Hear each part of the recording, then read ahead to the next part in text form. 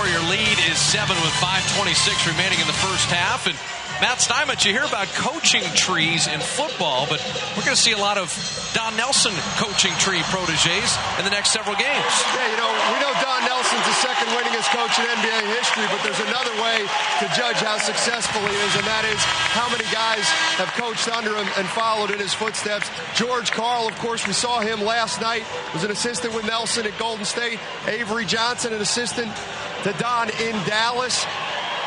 And on Tuesday, we're going to see the San Antonio Spurs with Greg Popovich.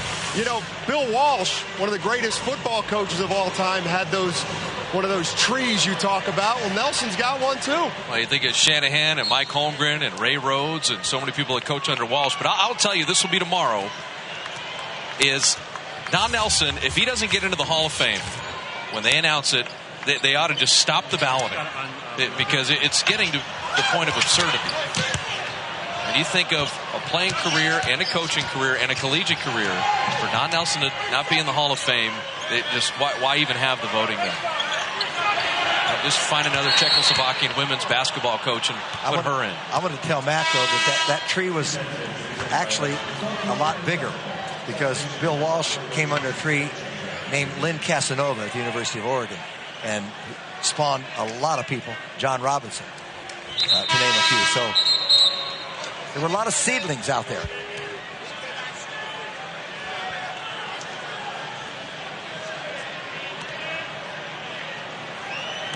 Now, we had a Warrior illegal defense call, but Jason Terry just checked in, and he cannot shoot the free throw by rules. So Josh Howard will shoot the free throw. Still an 80% free throw.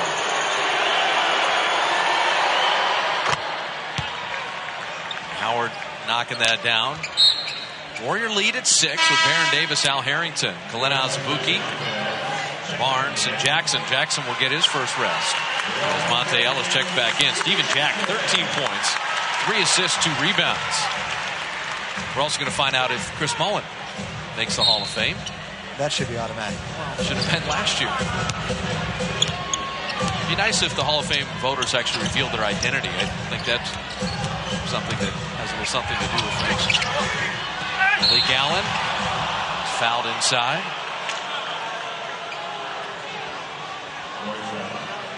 Now the game's come to a little grind here. That favors Dallas. Absolutely. Putting it on the line. Want to win a trip to the NBA Finals? Wrigley's Double Mint Gum can help out.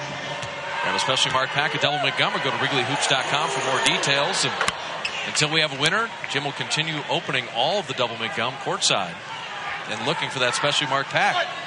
You were a Willy Wonka fan as a kid, weren't you? I'll pull one out right out of the hat. You name it. There you go. You got the Wrigley's Juicy Fruit, the Double Mint. Of course, that's Barron's Gum right there. That's why I have it. I was going to say, don't go anywhere with that.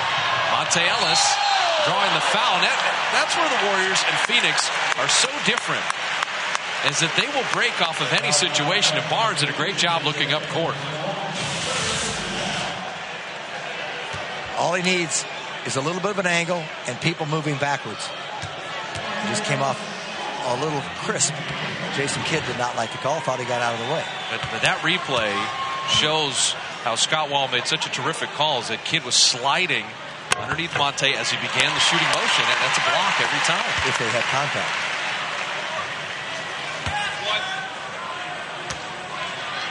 But isn't that great aggressiveness? Even Barnes always looking up court. I've embraced that mentality. Well, Bob, when you first came here, I always used to say, throw the ball up and see what you get. Sure. See what you get. Absolutely. Doesn't mean you have to go wild. Warriors 10 of 10 from the line. Ellis now with a dozen. Kidd finding Devin George, and he hits the three.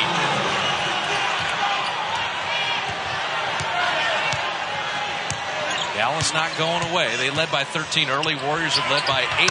Barron missing the three. And Jason Terry shoved Monta Ellis on the rebound. It's a 4th team foul on Dallas. Mavs have been in the bonus since the 7.5-minute mark.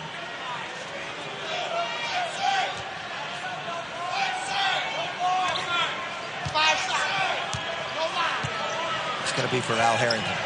He's going to go a little one-on-one. Got it back to Monta. He's always the outlet right there at the elbow, the short elbow. Why not? Monte's got 14 on 6 of 9 shooting. Kid gonna back him down. Knocked away by Barnes. Better tap to Terry. Or Monta with a rebound. Was pushing. Little show and go. Barnes out of the corner. Barron inside for the rebound. Barron putting it up and in. You love the way he used a little English. He didn't try to out-jump anybody. He put it to the side and just spun it up there quickly so it would go up and over. Warriors only 4 of 14 on threes, but getting to the offensive glass.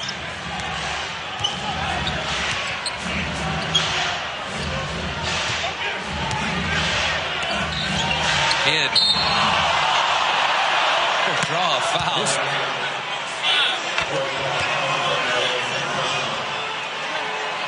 Interesting call on Barron. Talk about that in a moment. Right now, it's Monta Ellis rotating around.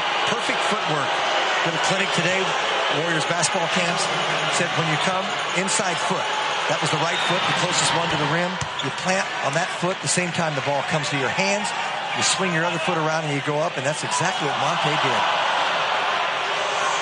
This foul here, Jason Kidd pump fake, got Barron in the air, but then Jason Kidd leaned in to get the contact. He invaded the verticality space of Baron Davis. Good word.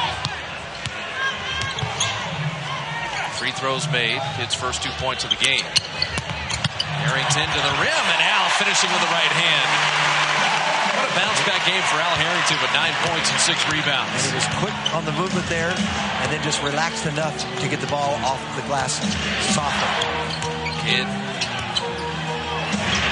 firing, fading, and missing. Ricochet out to Barron. Barron to a running azubuike, the pump fake, and is it a foul or a jump ball to be a foul? Good time for a little run. And Avery Johnson's got the timeout. Mandatory timeout. Warrior lead is 7 with free throws coming. 2:42, the mandatory, and Harrington with a quick finish.